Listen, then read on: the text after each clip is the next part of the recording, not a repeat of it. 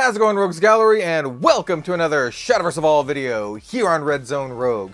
Today we are featuring one of the 3 breakout decks from the Duet of Dawn and Dusk set, Black and White Sword. Now, this is one of the decks that not a lot of people have talked about, not a lot of people have hyped up. There's a lot of hype around Vampires, which we've already done a video on, and Earthright Rune, which we've also already done a video on, but this deck, the Black and White Sword deck, is a real contender. I would say these are like the 3 best decks, or the best new decks of Duet of Dawn and Dusk, along with like Puppet, Forest, and maybe some other stuff out there. But yeah, this is a really sweet deck, and could be potentially a really interesting budget option, because some of the best cards in the deck are like lower rarity too. So yeah, without further ado, we're gonna talk about the Black and White Sword deck.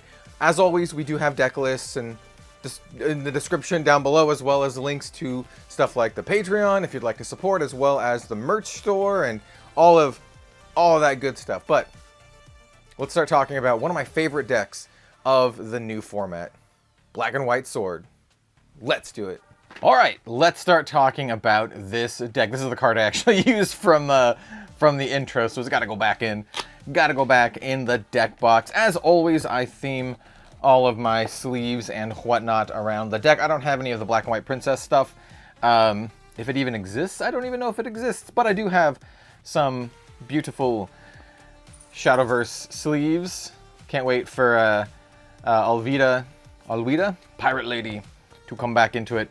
We are rocking Narita Taishin as our leader of choice. We do have our Evo deck, of course, Evo'd up with Best Girl Celia. We'll talk about her a lot in today's video. She's fantastic. She's such a good card, as well as our Evo points, which are just you know, got some other sword-related Evo points, and then a whole suite of tokens. Because hey, you're gonna need a bunch of Knight tokens.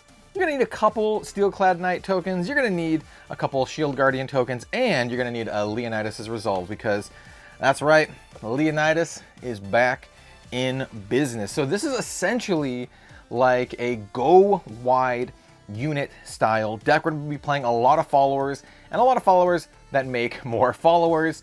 We're going to kill our opponent by just pure aggression and outvaluing them with all of our dudes. So let's kind of go over it and talk about it. We actually have a decent amount of 1-drops. Oh, I also should mention there's a bunch of cards that I think are like optional for this deck that we'll talk about. Because essentially what I did, and what I do for a lot of these decks, is I'll check out what worked well in the Japanese meta, and I'll start out with that as kind of like a base, and then I'll iterate it and make some changes on my own. And these are some cards here that were used in a lot of the Japanese decks that I ended up swapping for other stuff that I personally like. But we'll talk about those at the end as well. So let's start off by talking about Celia, one of the new cards from Duet of Dawn and Dusk, and she is just absolutely amazing. She's a 1-drop 2/2, already really good stats, and she has 2 Evo versions. You can Evo her for 1, or you can Evo her for 4. So there's no conditions other than just playing the play points, right? And so what does she do? So first of all, early game, she's a nice little 1-drop play. So we're going to be running 1 copy of each of her, well, it's not a copy, we're just going to be running 2 of her Evo version in the Evo deck. These are both double-sided cards. So you just have the 1 version. I have them in here like this just for illustrative purposes, but yeah, it's a double-sided card. So you just have 2 copies of the Evo card in the Evo deck. And so her first form, this is the 1-cost Evo, still a 2/2, so she doesn't get any more powerful, but she does summon a Shield Guardian token, and as I mentioned, we are going to need a couple Shield Guardian tokens. They're just 1/1s with Ward, which is pretty good, right? So for 2 play points, you get 3 worth of value, right? You get her, which is a 2/2, and you get the Shield Guardian. That's pretty good, right? However, if you pay the 4 to Evo her, so that's a total of 5 play points, you get the Despair's Messenger. The first one was called the Hope's Strategist. You get Despair's Messenger, and she becomes a 4/4 with Storm, and you summon a Steelclad Knight and a Knight token. So a Knight token is just the 1/1 here, and the Steelclad Knight is a 2/2. And so that is so good. This is mimicking one of my favorite cards in the entire game, Floral Fencer. It's one of my favorite Shadowverse cards ever. And for this 5 play points, you get a 4/4 Storm, and you get both of those tokens. That's crazy. That's crazy. That's 7/7 worth of value, right? And one of them is Storm. So yeah, Celia, absolutely crazy. The fact that she's just a 1-drop is very good. All right, now this is one that not a lot of other people run, but I really like Kagemitsu. I've seen some other people run other 1-drops here, and this is where we can maybe talk a little bit about Perseus. So a lot of decks run Perseus. He's a 1-drop 2/2, and on Fanfare, if you have at least 4 followers on the field, including Perseus, he gets +1/+1. So you can be a 3/3 if you have 4 followers on the field. All right, he's a 1-drop 3/3. That's pretty good stats. But that's all it does. He's just kind of like, that's all he does. I like cards that actually have effects and do stuff outside of just having big stats. Kagemitsu has both, but it's not a great early turn play. And the reason I like this swap is because Perseus also isn't, I mean, he's fine turn 1 because he's just a 1-drop 2/2, and turn 1 Kagemitsu is pretty bad, I'll be honest. But they're both really good late, and I think Kagemitsu is very, very good late. He's a 1-drop 1/1 with Rush, and on Fanfare he gets +X+X, where X equals the number of face-up evolved followers in your Evo deck. So the more dudes you Evo, the more you can, pump up your Kagemitsu up to 10 if you have all 10. And if X is at least 3, he gets a Sail. And if X is at least 7, he gets Strike, refresh this follower, perform only once per turn. So you can actually kill your opponent out of no, like you can just kill your opponent if they leave him on the field, right? He has Rush, doesn't have Storm, but he can get huge and he can just do huge trades, and he's just a 1-drop. That 1 never goes up. Like all of this stuff just happens, and it's still gonna cost 1. So I really like Kagemitsu. He's really good mid to late game, and it's really good in conjunction with other followers. You can play something else and then play Kagemitsu. Possibly something else, Evo it, and then play Kagemitsu.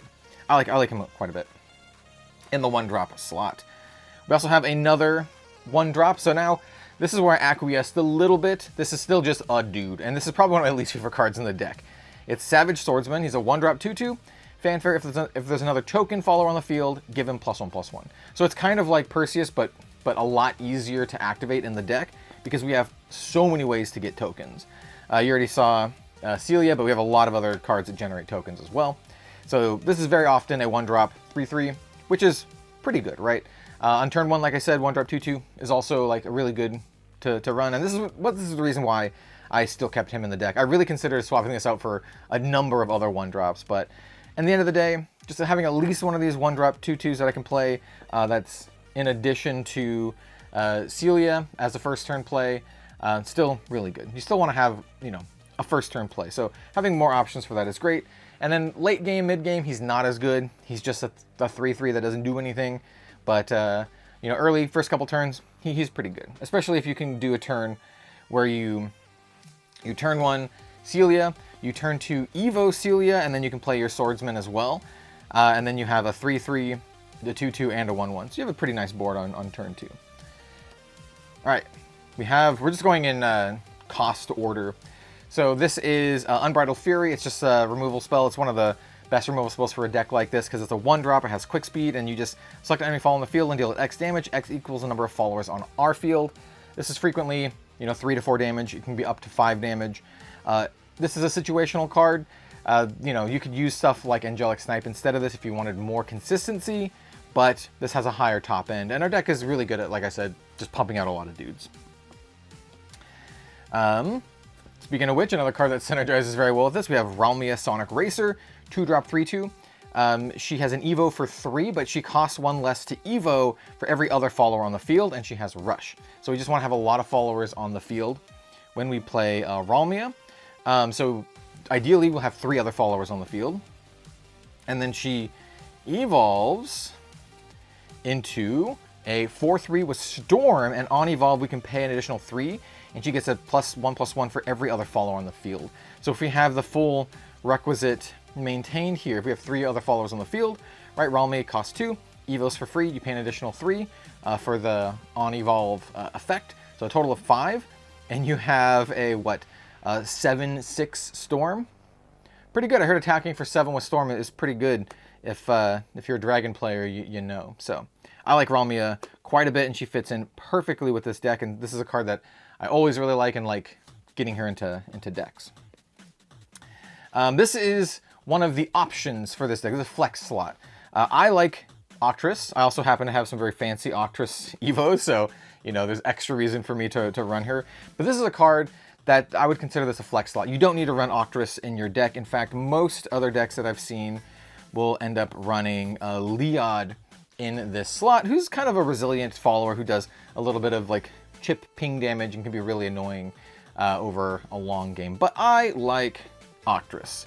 Octress is great, and she's really, really good and can excel really great into the late games. If you're playing against a control deck or a slow deck, Octress is really, really good into the late game.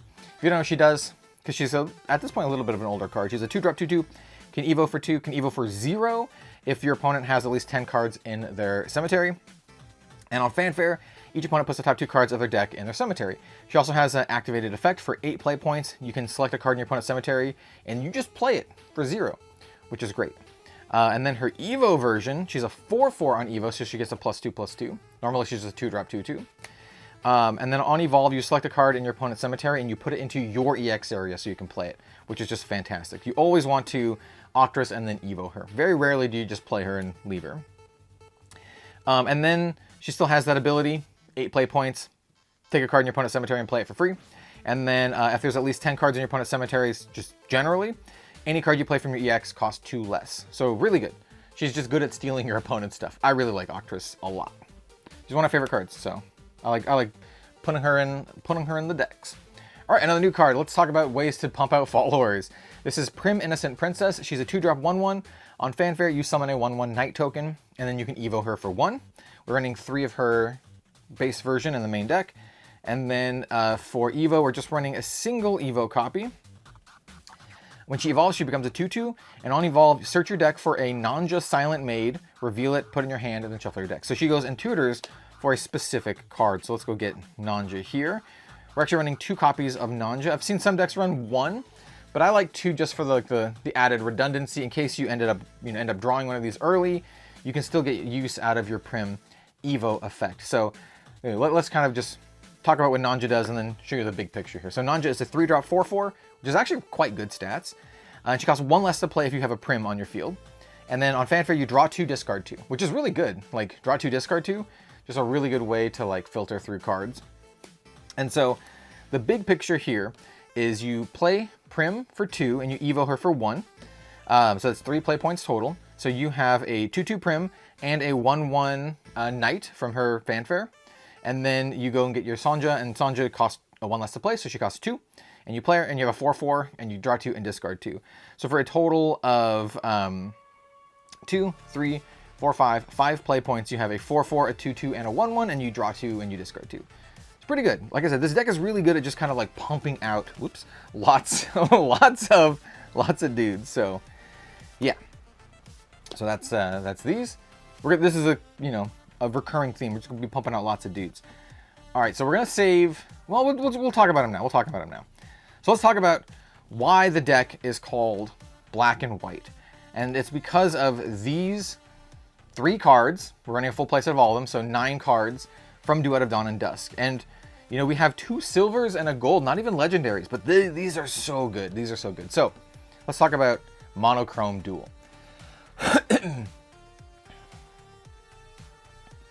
This is kind of our top end for the deck, and it is just this is insanely powerful, especially if you can combo it with a Ralmia.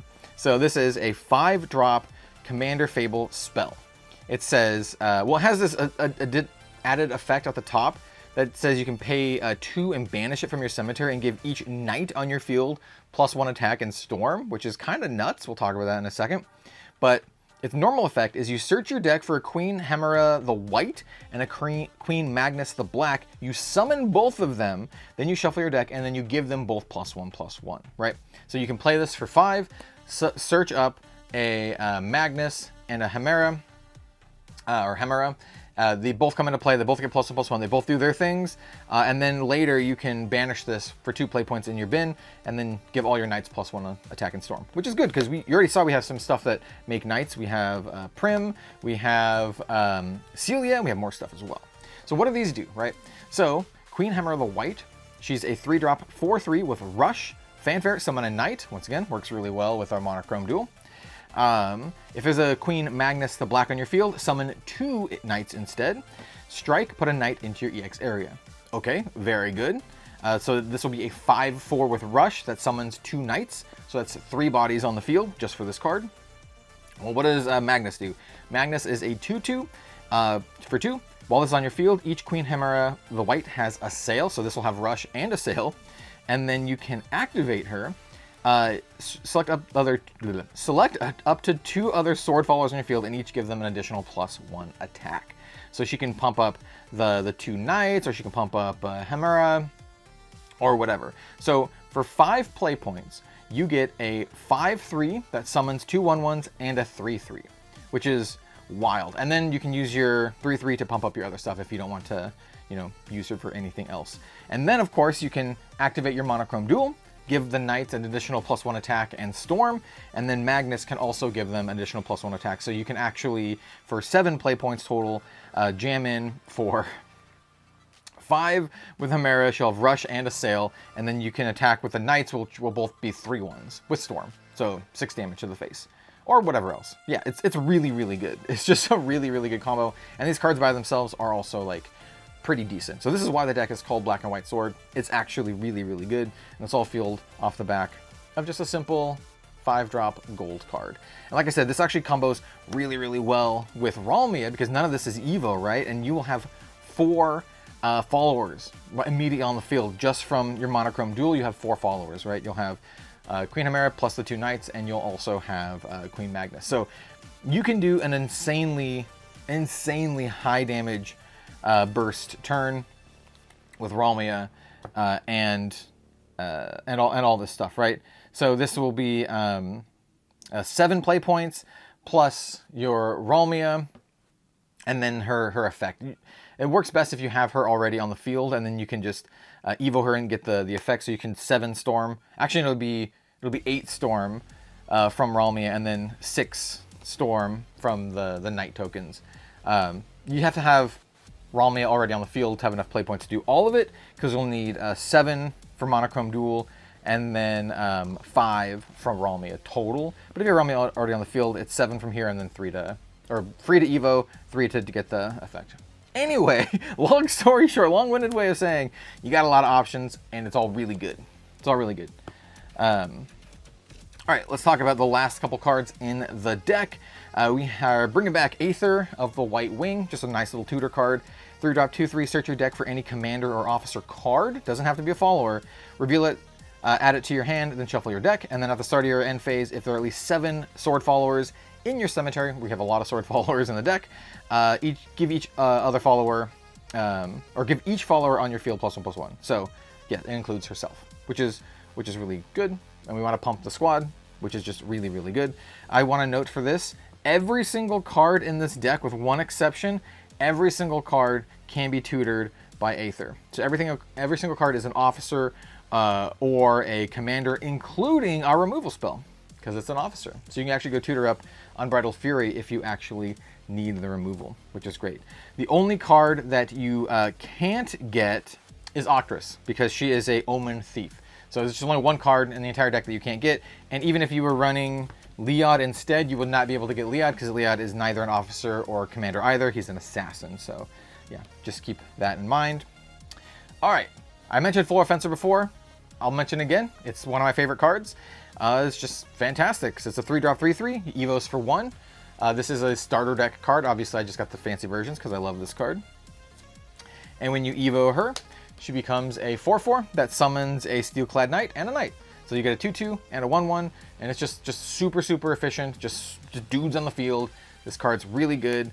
Yeah, it's kind of like a Celia again. The only difference is that it only costs 4 play points total to do the Floor Fencer thing, where Celia costs 5 total. But Celia also has Storm, so she can jam immediately. But still, really good. Floor Fencer. Any deck that's running like Floral Fencer and Ralmia and all this kind of stuff, it's excellent. Yeah, easily one of my favorite cards, just in any game ever. Yeah, Floor Fencer's got to be up there for me. Next, I run Sword Flash Panther. Some decks don't run this. I think this card's cracked. It's a 4-drop 4/3 with Rush. And on Fanfare, you select any sword follower that costs 2 or less in your cemetery. You summon it and give it +1 attack. You know it's a good 2-drop to get? Hey, look, you can go get your Ralmia. You can also get Queen Magnus, but I think Ralmia is one of the best targets. You can go get a Prim if you need to get a Prim. You can get an Octress. You can even get one of your 1-drops or lower, maybe Kagemitsu or Celia. Yeah, that's just great value. Yeah, I mean, just this, getting back Ralmia is you have 8 power Rush for 4, right? Because Ralmia is a 3/2 that already has Rush, and she'll get an additional +1. So, yeah, I think Sword Flash Panther is really good. So, running 2. And the final card in the deck, we're running a 1 of Leonidas. I've seen some decks run 2 of him. I think you only really need 1. It's a 6-drop 5/6. It evos for 1. And then when you evo Leonidas, this is where things get nuts. He becomes a 6/7, and on evolve, you select an enemy fall on the field, you deal it 5 damage, and then, 5 damage to it, and then 5 to itself.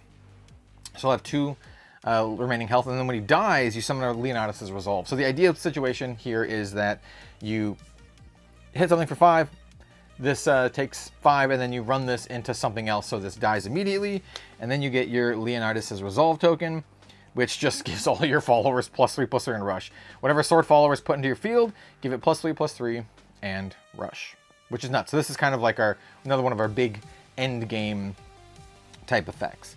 And, you know, giving +3/+3 and Rush to just literally anything we have on the field is good. And you can see how our deck just pumps things out onto the field. So yeah, that's the black and white sword deck. I really, really like it. It has great tutors. It has great ways to just fill the board out of nowhere, even on just turn 5, even if you can't activate this effect. Just playing this on turn 5 on curve is wild. It's just so much value. It also just, you know, it was able to run some of my favorite cards ever in Shadowverse. Stuff like Octress and Ralmia and Floral Fencer. Yeah, I recommend this deck. If you like go wide aggro decks, I can't recommend this deck enough. It is I think one of the best, if not the best, aggro deck currently in Shadowverse Evolve. And you get Celia, who is becoming a new favorite. she's excellent. So yeah, and then I already kind of talked a little bit about the other options. So you have Leod, which is kind of like a resilient kind of like threat. He can kind of like pick off things, do some ping damage here and there, especially once you get the Evo version. We talked about the Perseus being another option for like the early just like dudes. Oceanus, this is a card that I've seen a couple decks run. She just kind of heals you and helps you do a little bit of damage. It says whenever a fall in your field evolves, choose one of the following. Select an enemy fall in the field, deal 2 damage, or give your leader +1. I think this is a decent card, but it doesn't really synergize with a lot of the other stuff because it's a neutral follower, it's not a commander or an officer, but we do want to evolve a lot, so I've seen some decks run this. And then, of course, I've also seen decks run another Leonidas. I really only like one Leonidas because we do have some redundant search effects, like with Aether. You can go search up a Leonidas if you need the Leonidas. And I find getting this early is just not good, not where you want to be. And then finally, this is a card that I was considering, and I still might run, Tsubaki the Demon Blade. The unfortunate part of this is, well, she is not an officer or a commander, so she's just an assassin ninja. But if she's a 3/4 for 3, that basically blows up something on the field, which is just really good. So I do like Tsubaki quite a bit. But that's going to do it for today. Let me know what you think of the deck in the comments down below. Definitely one of the best decks in the game right now. And it's fairly budget friendly, with the exception of, I think I've seen Ralmia start to go up in price, which is wild. This was not an expensive card for a very long time. And then, I don't know, maybe Celia, but most of the power cards in the deck are just like starter deck cards or bronzes and silvers and all that kind of stuff. You can substitute cards if you want to go super budget. Like, you don't have to run Aether. You can run a Gemstaff Commander instead, which is almost as good. Like, Gemstaff Commander is just fantastic. Instead of the Octress, you can run the Leods. Instead of Ralmia. Ralmia doesn't really have a good replacement, but I don't know. I'm sure you can find a different card to run instead of Ralmia. Just any aggressive, like, low drop card. Celia is going to be hard to get a replacement for. I would really recommend running Lucilia's if you can. And then Kagemitsu's, like I said, people are running Perseus instead. So a very, very budget-friendly deck with a lot of different options. And yeah, that's going to do it. Thank you so much for watching, everyone. Don't forget to like, comment, subscribe. I hope you all found this useful. Stay tuned for more Shadowverse Evolved content on Red Zone Rogue. We'll see you later. Bye-bye.